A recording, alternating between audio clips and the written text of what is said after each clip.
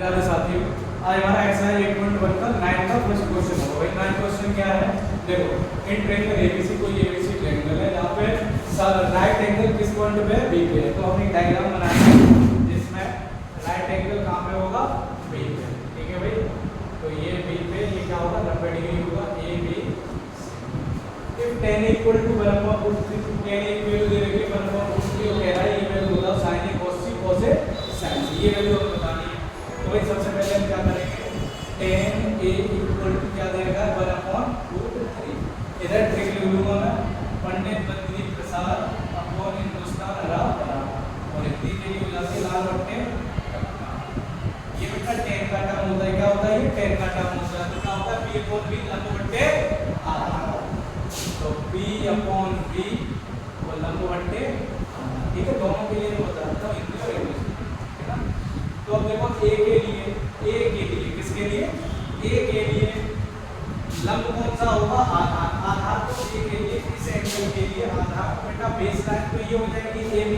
तो बेस कहाँ पे है? ये ना √3 तो ये हो जाएगी। और परपेंडिकुलर 1 मतलब लंब की वैल्यू कितनी दे रखी है? 1, तो लंब बेटा ये हो जाएगा। ठीक है, हमने यहाँ से वैल्यू आइडेंटिफाई कर ली किस किस की? बेस और परपेंडिकुलर। ठीक है, अब हमें क्या निकालना है? हाइपोटेनस। क्या निकालना है भाई? हाइपोटेनस। इसी को क्या कहते हैं? कर्ड। क्या निकालना है भाई? कर्ड। तो भाई पाइथागोरस ने एक बुद्धि थी कि hypotenuse square equal to perpendicular square plus base square. कर्ड स्क्वायर बराबर लंब स्क्वायर प्लस आधार स्क्वायर। तो hypotenuse square equal to perpendicular square plus base square. Hypotenuse क्या है बेटा?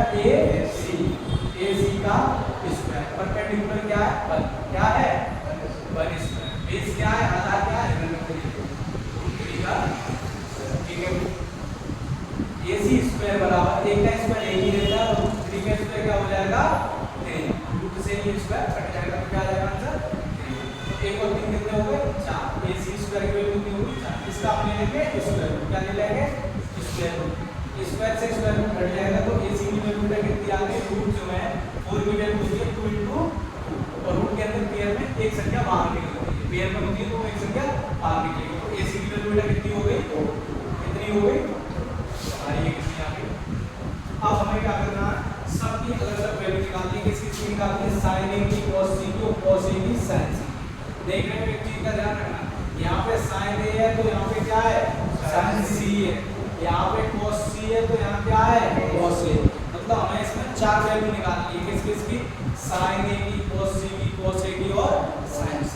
ठीक है, तो बड़ा तो क्वेश्चन होने वाला है। ठीक, तो सबसे पहले मैं किसकी वैल्यू निकालूंगा? sin a की। किसकी निकालूंगा? sin। चेक करो भाई, sin की क्या वैल्यू होती है? p/h। क्या होती है? p/h लंब बट्टे कर्ड।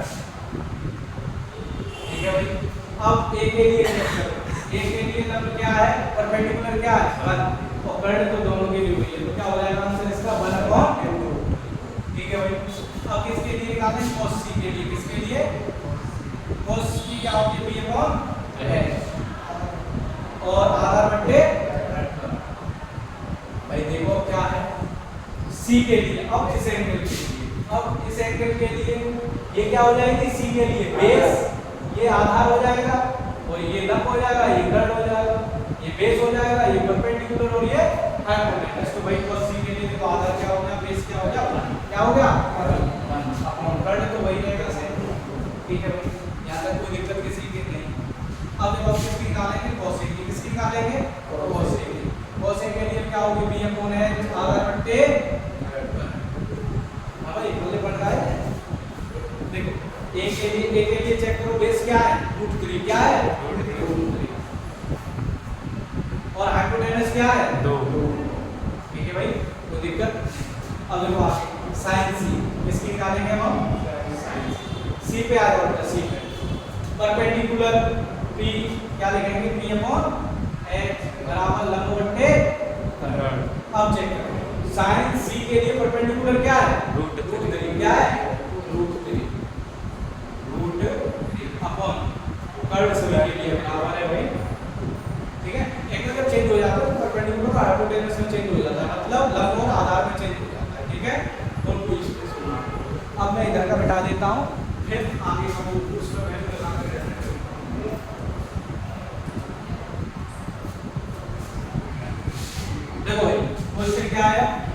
ए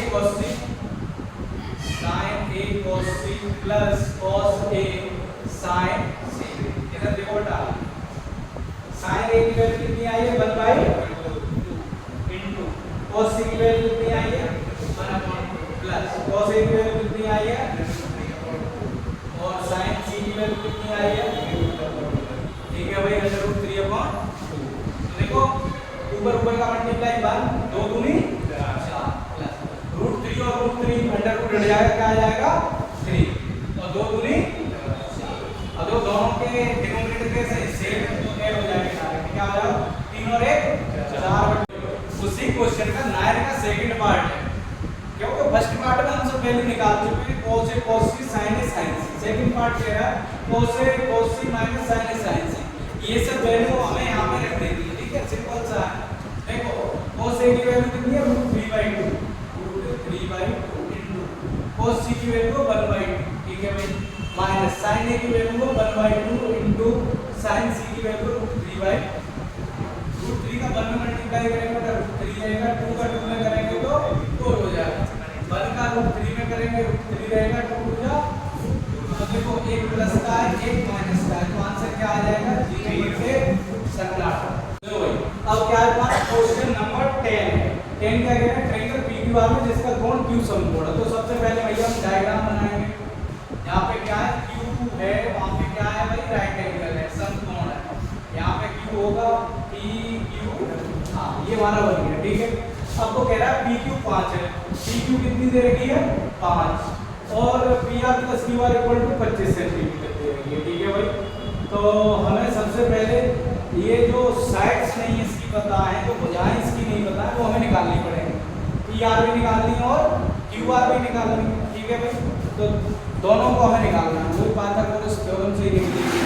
अब ध्यान से देखो कैसे मैं निकालता हूं। जो वहां से ए लड़के इधर देख PR plus QR equal to 25 ये हमें दे रखा है, ठीक है। यहाँ पे PR equal to QR equal to 25 हमें दे रखा है। यहाँ से हम बेटा ले लेंगे PR की वैल्यू, इसकी ले लेंगे PR की, तो क्या हो जाएगा 25 minus QR, 25 minus QR PR की वैल्यू होगी, ये इसकी वैल्यू क्या होगी 25 माइनस, ठीक है। अब मैं अगर इसमें ध्यान से देखना, अगर मैं इसमें पाइथागोरस लगाऊंगा तो बेटा क्या बनेगी, ये देखो ये कर्ड है, ये आधार है, ये तो कर्ड का स्क्वायर बराबर आकार का स्क्वायर प्लस लंब का hypotenuse square perpendicular square plus base square, ठीक है। तो मैं लिखूंगा hypotenuse square equal to perpendicular square plus base square. Hypotenuse क्या है PR, क्या है PR का स्क्वायर बराबर परपेंडिकुलर क्या है PQ का स्क्वायर प्लस QR का, ठीक है भाई। यहाँ से अरे भाई PR स्क्वायर बराबर दोनों का वो हो गया, इधर उधर हो जाए उससे कोई तो नहीं, ठीक है।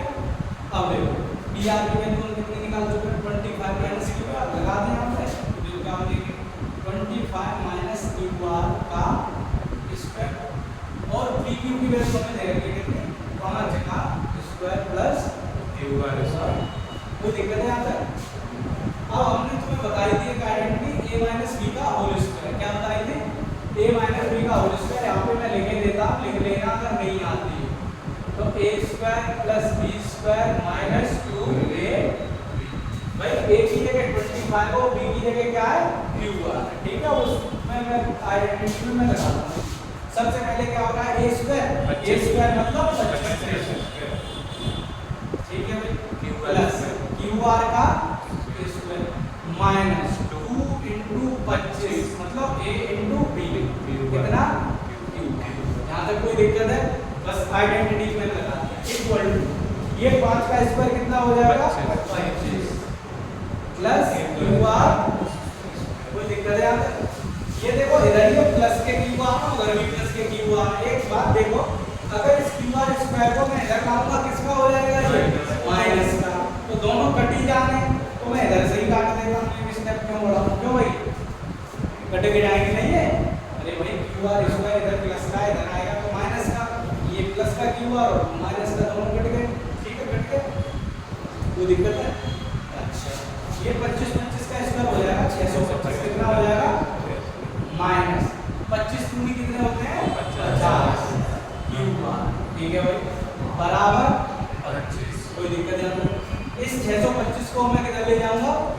इधर प्लस का अगर होगा तो माइनस का, तो -50 QR बराबर 25 माइनस 600। ये देखो ये माइनस के उधर जाएंगे तो बेटा ये मल्टीप्लाई में उधर जाएंगे तो डिवाइड। 25 में से माइनस 625 में से 25 जाएंगे कितने बचेंगे? माइनस के 600। और ये अपॉन ये माइनस के 50 आ जाएंगे, ठीक है भाई। माइनस से माइनस, 0 से 0, और ये 5 से ये जाएगा 12 बार। कितने बार जाएगा? 12 बार। तो QR की वैल्यू कितनी आ गई? 12। कितनी आ गई? तो हम यहाँ क्या लिखेंगे? अब देखो PR की वैल्यू बेटा क्या मानेंगे? देखो इधर PR इक्वल टू क्या मानेंगे? 25 माइनस QR मानेंगे, देगा चार्ट, ठीक है। तो PR की वैल्यू यहाँ से निकाल सकते हैं। PR बराबर 25 माइनस QR की वैल्यू कितनी आई है? 12। कितनी आई है? PR की वैल्यू कितनी हो जाएगी? 25 में से 12 जाएंगे, कितने बचे? 13। ये कितनी आ गई? ठीक है। अब जो हमसे पूछ रहा है वो हम कर सकते हैं। अब मुझे ये सब साफ करना पड़ेगा, ठीक है भाई। साफ कर दूं? हो सके तो वीडियो में देख लेना, ठीक। ये आया इतना समझ में। अब मुझे निकालनी साइन की cos की tan, जो अभी तक हम पीछे करते रहे वैसे, ठीक।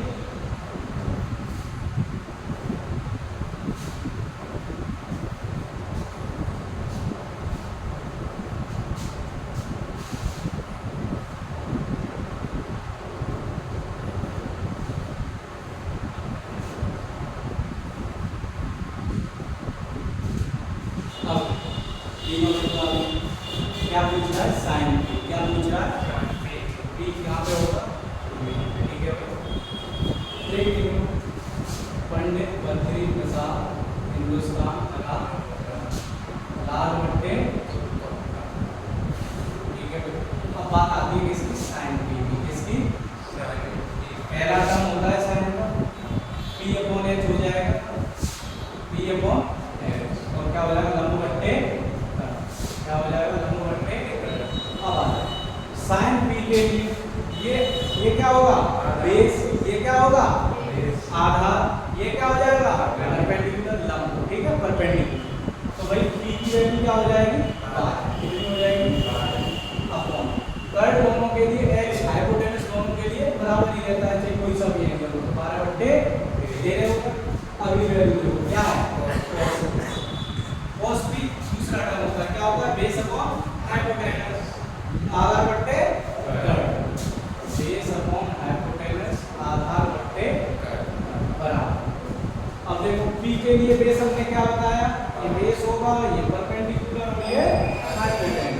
तो बेस कितना है बेटा? 5। कितना है? 5।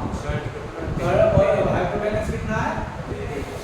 अब किसकी बात आती है? tan p। क्या आती है?